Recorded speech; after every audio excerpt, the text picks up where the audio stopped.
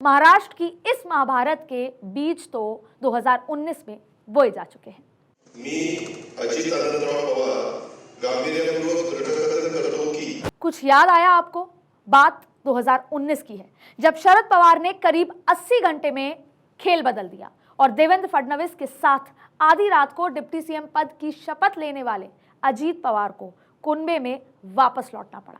तब अजीत पवार ने कहा था कि वो चाचा का आशीर्वाद लेकर आए हैं, लेकिन शरद पवार ने पावर दिखाकर अजीत की घर वापसी करवाई और फिर उद्धव सरकार में दोबारा वो डिप्टी सीएम बन गए।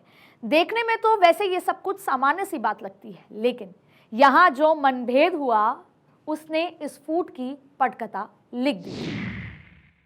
सूत्रों के मुताबिक 2019 में अजीत पवार घर जरूर लौट आए, लेकिन उनका मन देवेंद्र फडणवीस की सरकार में ही रह गया। अजीत नाराज थे, मौके के इंतजार में थे, तो दूसरी ओर देवेंद्र फडणवीस भी भीतर ही भीतर सुलग रहे थे। उनकी नाराजगी उद्धव ठाकरे से थी।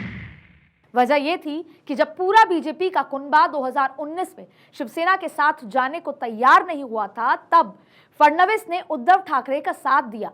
लेकिन जब सरकार बनाने की बारी आई तो उद्धव देवेंद्र फडणवीस की जगह महाअघाड़ी के साथ हो गए, जिसकी वजह से देवेंद्र फडणवीस भी शिवसेना से नाराज चल गए।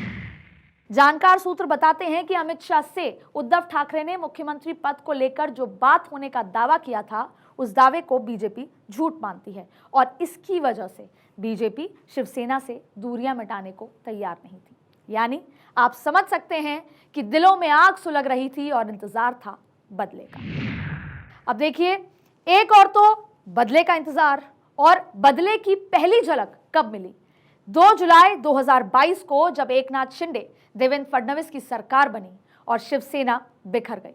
और फिर एक साल बाद, ठीक एक साल बाद 2 जुलाई के दिन ही एनसीपी का कुनबा बिखर गया और देवेंद्र फडणवीस और अजीत पवार का बदला पूरा हुआ। इस पूरे खेल में बीजेपी को क्या मिला, इसकी बात आगे करूंगी। पहले आपको बताती हूं कि देवेंद्र फडणवीस और अजीत पवार ने क्या पाया।